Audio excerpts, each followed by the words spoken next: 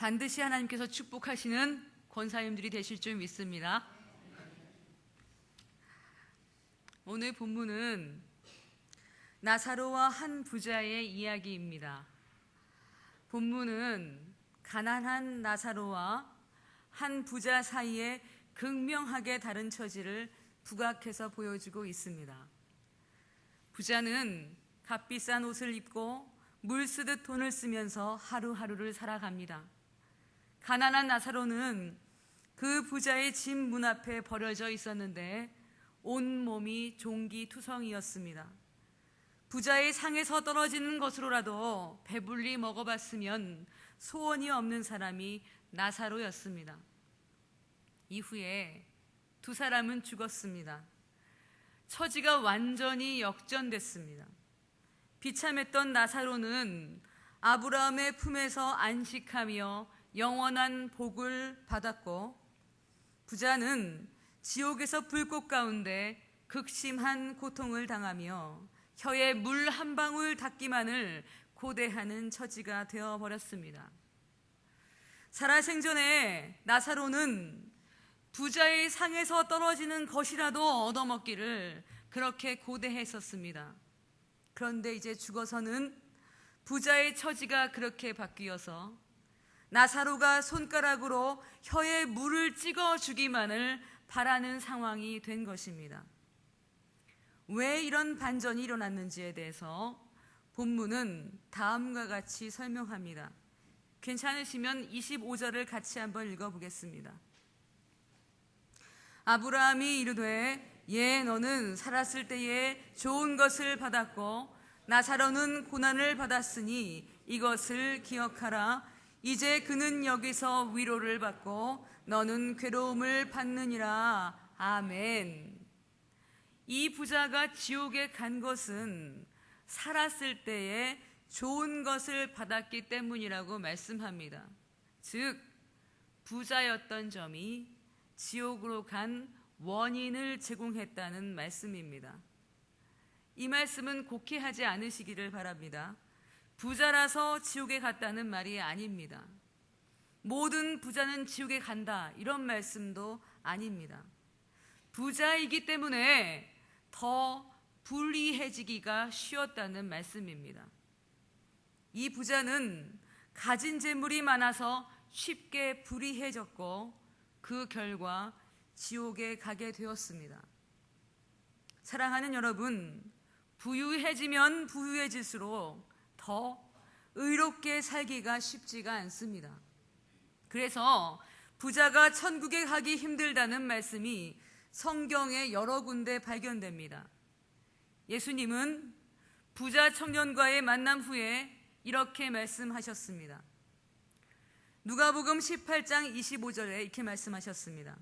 낙타가 바늘귀로 들어가는 것이 부자가 하나님의 나라에 들어가는 것보다 쉬우니라. 아멘. 이 말씀은 부자가 하나님의 나라에 들어가는 것을 거의 불가능에 가깝게 설명합니다. 눈으로도 잘 안 보이는 바늘구멍에 낙타가 어떻게 들어갈 수가 있겠습니까? 불가능하죠. 그런데 그것보다 더 부자가 하나님의 나라에 들어가는 것이 어렵다고 말씀하고 있으니 부자에 대한 예수님의 생각이 얼마나 부정적인지 엿볼 수가 있다는 말씀입니다. 하나님은 낙타가 바늘귀로 들어가는 것보다 부자가 하나님의 나라에 들어가는 것이 더 어렵다는 이 말씀을요, 마태복음, 마가복음, 누가복음에 다 기록하셨습니다. 무려 3번이나 반복해서 우리에게 말씀하셨습니다. 왜 그럴까요? 왜 하나님께서는 이 말씀을 3번이나 반복해서 우리에게 전하셨을까요? 그것은 부자로서 하나님을 섬기는 것이 얼마나 어려운 것인지 우리에게 경고하기를 원하셨기 때문입니다. 오늘 본문도 같은 맥락입니다. 부자인 것이 복인 줄 아느냐? 사실은 부자인 것이야말로 가장 큰 시험거리인 것을 알아라 라고 말씀하고 있다는 것입니다. 사랑하는 여러분, 마음속으로 한번 답해 보시기를 바랍니다. 부자인 것이 복입니까? 아닙니까? 나름대로 답변을 하셨을 줄 알겠습니다. 사실 본문의 부자와 나사로의 비유는 예수님께서 바리새인을 향해서 하신 말씀입니다. 오늘 본문 앞부분에서 예수님은 제자들에게 이렇게 말씀하셨습니다. 괜찮으시면 16장 13절 14절 그 위에니까요. 같이 한번 한 목소리로 읽어보겠습니다. 13절 14절 말씀입니다. 집 하인이 두 주인을 섬길 수 없나니 혹 이를 미워하고 저를 사랑하거나 혹 이를 중히 여기고 저를 경히 여길 것임이니라. 너희는 하나님과 재물을 겸하여 섬길 수 없느니라. 바리새인들은 돈을 좋아하는 자들이라 이 모든 것을 듣고 비웃거늘. 아멘.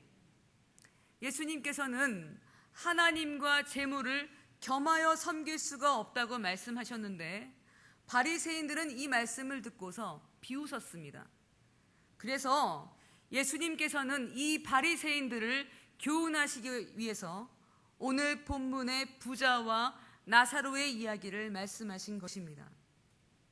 부자와 나사로의 비유, 오늘 본문의 말씀은 바리새인들의 그 재물관을 하나님은 꾸짖기 위해서 예수님께서 친히 말씀하신 것입니다.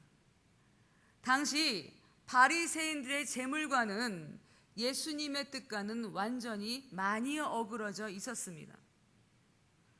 바리새인들은 자신들이 누리고 있는 부가 하나님이 주신 축복의 결과라고 생각했습니다.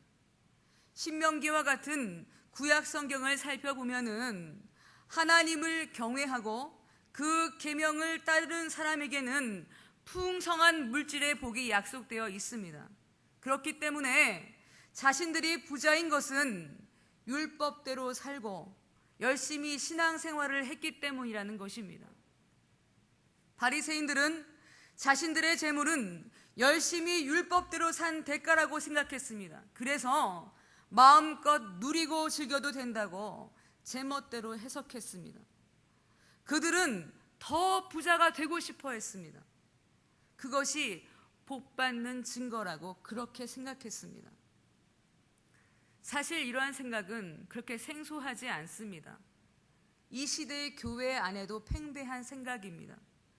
신앙생활을 잘하면 물질로 복을 받는다라는 생각이 너무나 오래도록 진리인 양 행세해 왔습니다.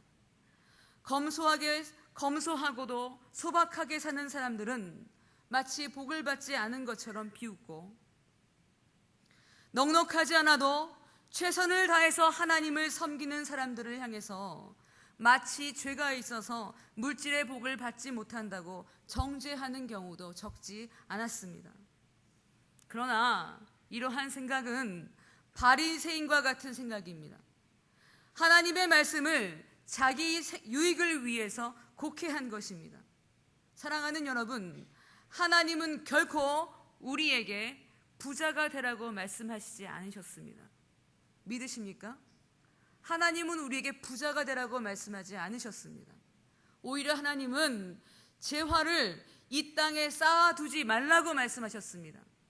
마태복음 6장 19절부터 21절까지의 말씀을 좀 길지만 제가 읽어보겠습니다. 너희를 위하여 보물을 땅에 쌓아두지 말라. 거기는 좀과 동록이 해하며 도둑이 구멍을 뚫고 도둑질을 하느니라. 오직 너희를 위하여 보물을 하늘에 쌓아두라. 거기는 좀이나 동록이 해하지 못하며 도둑이 구멍을 뚫지도 못하고 도둑질도 못하느니라. 내 보물 있는 그곳에는 내 마음도 있느니라. 아멘. 사랑하는 여러분, 물질과 재화는 쌓아두라고, 저장하라고 우리에게 주어진 것이 아닙니다. 믿으십니까?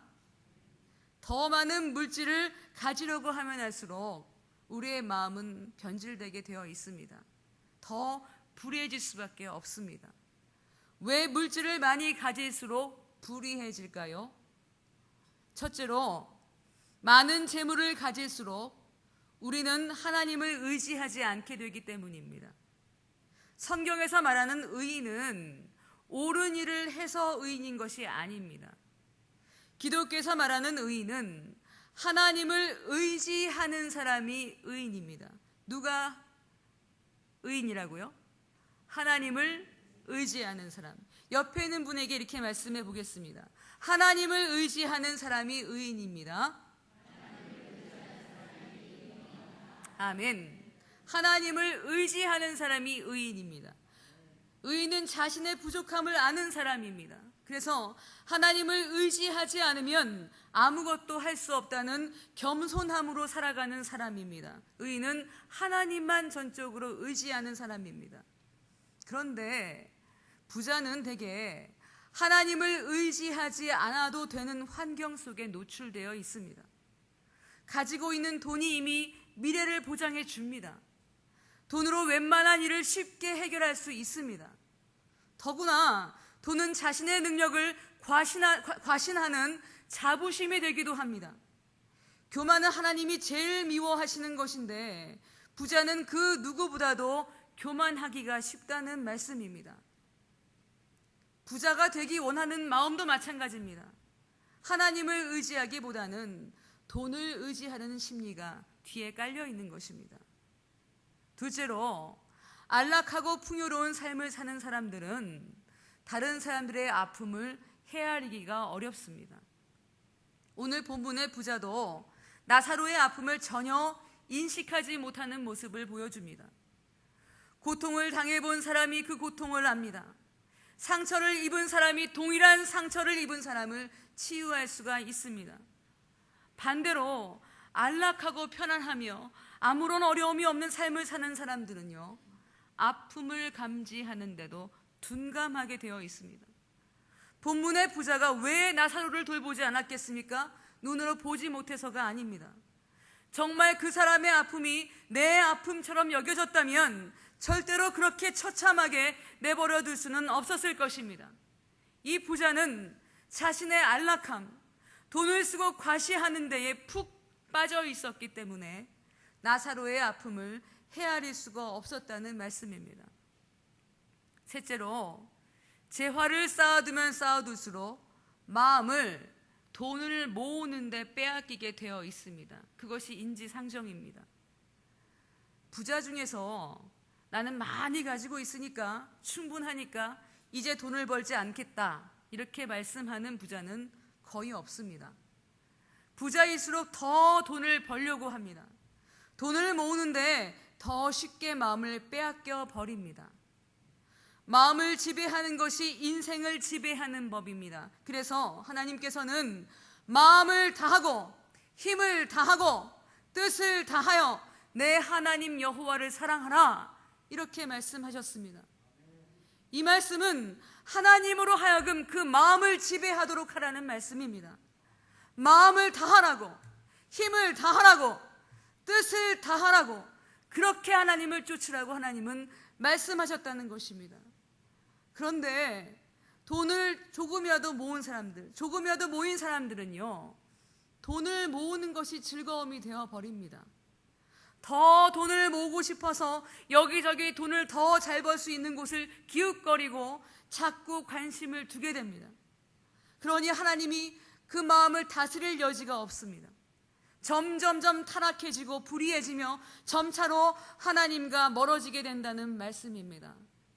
사랑하는 여러분, 물질과 돈, 재화 등은 쌓아놓으라고, 쥐고 있으라고 하나님이 우리에게 주신 것이 절대로 아닙니다.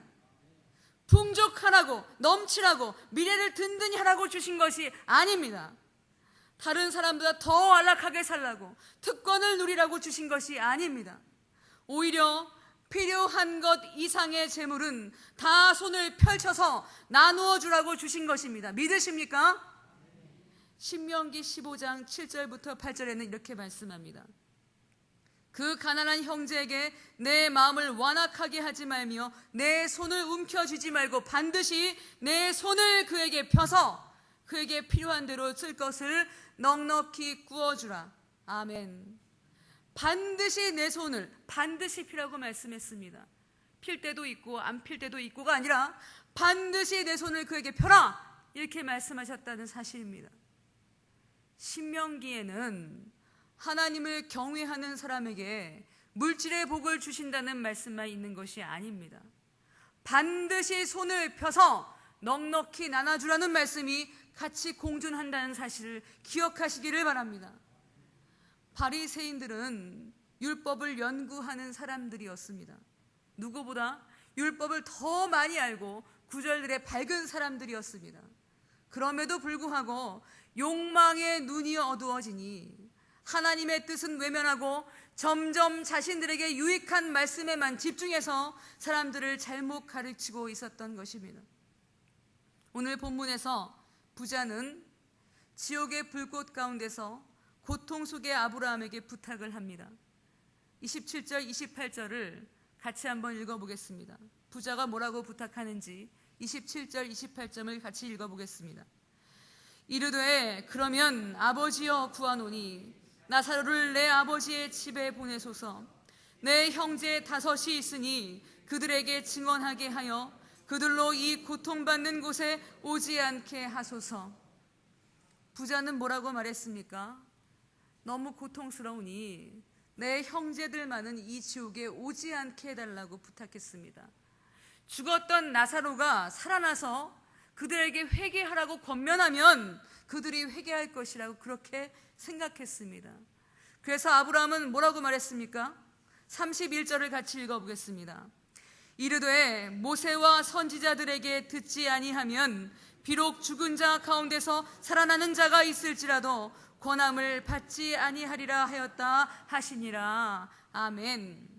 이 말씀은 무슨 말씀입니까? 모세와 선지자들은 성경을 말하는 것입니다. 말씀을 읽고도 깨닫지 못한다면 아무리 죽었다 살아난 사람들이 말을 한다고 해도 회개하지 않는다는 것입니다. 이 말은 바리새인들을 꼬집고 있는 말씀입니다. 아무리 율법의 전문가라고 해도 욕망이 그 마음과 눈을 덮고 있으면 하나님의 뜻을 배반하게 되며 불의해질 수밖에 없다는 말씀입니다. 사랑하는 여러분, 저는 세상과 다를 바가 없는 이 땅의 교회와 저를 비롯한 그리스도인들을 보면서 위기감을 느낍니다. 제 안에도요, 재물을 원하고 안락을 추구하려는 죄성이 고개를 들 때가 많습니다. 얼마나 두려운 일입니까? 무엇보다 심각한 것은 많은 신자들이 부자가 되기를 원한다는 것입니다. 물질의 복을 받아서 하나님의 쓰임을 받고 싶다고 그렇게 간구합니다. 너무나 오랫동안 교회에서 부흥회에서 물질적인 부가 곧 하나님의 축복이라는 잘못된 공식을 강조해 왔습니다. 죄송합니다만 우리의 속마음을 좀 정직하게 살펴봤으면 좋겠습니다. 신앙생활을 열심히 하는 이유도요, 이 땅에서 물질의 복을 받기 위해서인 경우가 있습니다. 기도도 물질을 달라는 기도가 상당 부분을 차지합니다. 헌금을 하는 이유도 그 동기도 잘 들여다보면은 내가 힘들어도 이 정도의 헌금을 하면 하나님은 그 이상의 물질로 화답하실 것이라는 그런 기대가 깔려 있습니다. 이것이 과연 옳은 것입니까? 우리의 복은요, 재물에 있는 것이 아닙니다. 우리의 복은 하나님과의 관계에서 비롯되는 것입니다. 넉넉한 재물이 복이 아닙니다. 우리의 복은 하나님과 올바른 관계가 복입니다. 믿으십니까? 하나님의 뜻을 깨닫고 하나님의 뜻에 따라 살며 하나님의 뜻을 이루어드리는 것이 복일진데, 하나님이 정말 원하시는 것이 부자가 되는 것이 아니요 후히 주고 나누는 것이라는 사실을 우리가 언제까지 외면해야만 하겠습니까? 하나님은 우리가 부자가 되기를 원하시기는커녕 오히려 재물이 쌓이는 것을 경계하라고 말씀하십니다. 재물을 원하고 안락을 추구하려는 죄성이 우리 안에서 고개를 들기 시작하면은 나 자신을 쳐서 복종시켜야 마땅합니다. 그래서 하나님은 우리에게 모이는 재물을 빨리 펼쳐서 내보내라고 말씀하시는 것입니다. 그렇게 마음을 지키고 신앙을 지키라고 말씀하십니다. 그렇다면 여러분, 우리는 어떻게 재물을 다루어야 하겠습니까? 첫째로, 필요한 것 이상은 가지지 않겠다고 결단해야 합니다.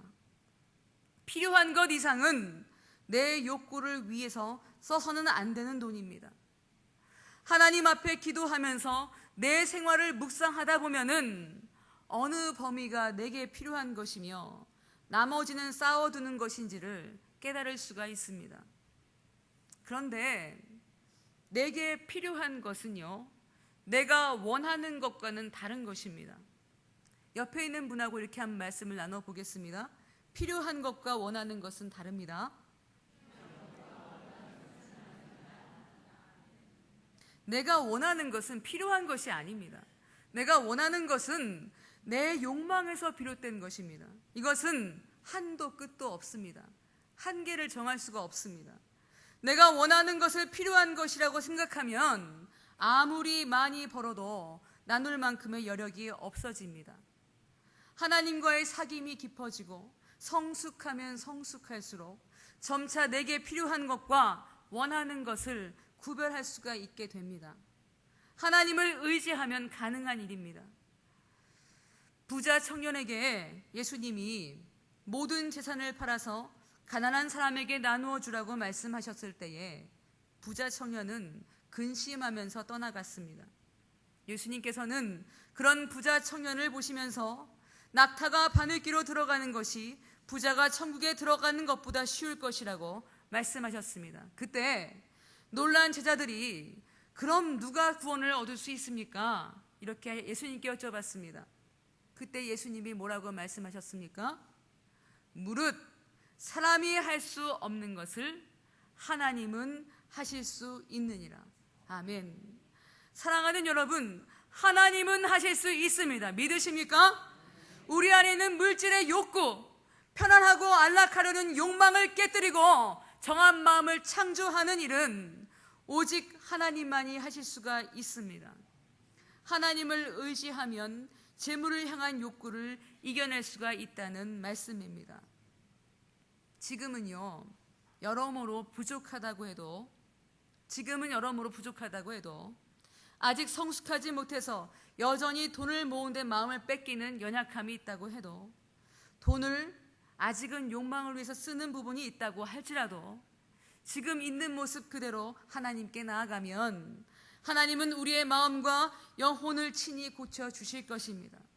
검소하고 절제할 수 있도록 성령의 능력을 부어주실 것입니다. 전 여기 계신 모든 분들이 하나님을 의지함으로 마음을 지키고 나눔으로 하늘의 보화를 쌓는 인생이 되시기를 예수님의 이름으로 소원합니다. 둘째로, 지혜롭게 나누어야 합니다. 옆에 계신 분에게 이렇게 말씀해 보겠습니다. 지혜롭게 나눕시다. 지혜롭게 나눕시다. 나누는 방법 중에는요, 구제와 헌금이 가장 대표적입니다. 구제하고 헌금하는 것은 나누는 것입니다. 그러나 좀 더 다양한 방법을 생각해 볼 수도 있습니다. 제가 예를 들어 보겠는데, 사장님은 어떻게 자신의 물질을 나눠줄 수 있을까요? 그리스도인 사장님은 세상 사람들처럼 많이 가지기 위해서 이윤을 추구하지 않습니다. 그리스도인 사장님은 나누기 위해서 돈을 법니다. 사장님은 어떻게 나눕니까? 자신의 사업체에서 일하고 있는 직원에게 안정된 수입과 복지를 제공함으로써 나눌 수 있습니다. 더 많은 직원을 고용해서 직원들에게 안정된 생활의 터전을 마련해 주기 위해서 이윤을 추구합니다. 나누기 원하는 사장님은 직원들이 열심히 일한 대로 벌어갈 수 있도록 최선을 다해서 도울 것입니다. 이 모든 것이 나눔입니다. 어떻게 나누는 것이 좋은가의 문제는 어떻게 하면 다른 사람한테 가장 좋은 것을 주는가의 문제와 연결되어 있습니다. 직접 돈을 주는 것만이 나눔의 유일한 방법이 아니라 나누기 원하는 상대방에게 가장 필요한 것을 주는 것이 지혜로운 나눔입니다. 상황에 따라서 다양한 방법이 있을 것입니다. 더 잘 나누어지는 지혜를 달라고 하나님에게 간구하시기를 바랍니다. 야고보서 1장 5절에는 이렇게 말씀합니다. 너희 중에 누구든지 지혜가 부족하거든 모든 사람에게 후히 주시고 꾸짖지 아니하시는 하나님께 구하라. 그리하면 주시리라. 아멘. 하나님께서 여기 계신 모든 분들에게 나눔의 지혜를 주시기를 예수님의 이름으로 소원합니다. 말씀을 마치려고 합니다. 사람의 탐심이 얼마나 무서운지 요즘 우리나라에서 벌어지는 일련의 사건들만 보아도 잘 알 수가 있습니다. 이 징조들은 교회를 향한 하나님의 진노입니다. 교회 안의 탐심과 욕망이 이 세상 못지않게 무거움을 하나님께서 친히 다루고 계신 것입니다. 지금은 뭘 해도 어려운 시절입니다. 하나님이 우리나라를 수술대 위에 올려놓으셨기 때문입니다.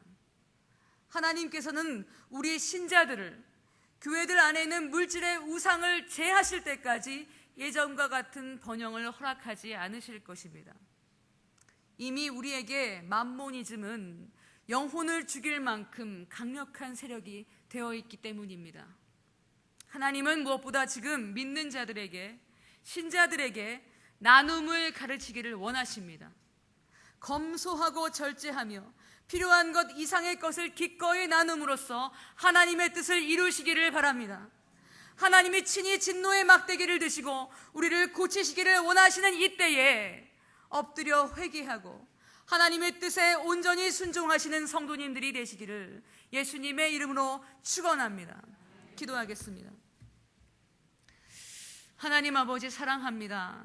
우리 안에 가지고 싶은 욕망, 부자가 되고 싶어하는 마음이 있으면 이 시간 무너뜨려 주시고 더 많이 갖고 안락하기를 원하는 죄성을 제하여 주시옵소서. 성령을 의지하며 지혜를 간구하며 나눔을 실천하는 복된 삶이 될 수 있도록 주님 주장하여 주시옵소서. 예수님의 존귀하신 이름으로 기도합니다. 아멘.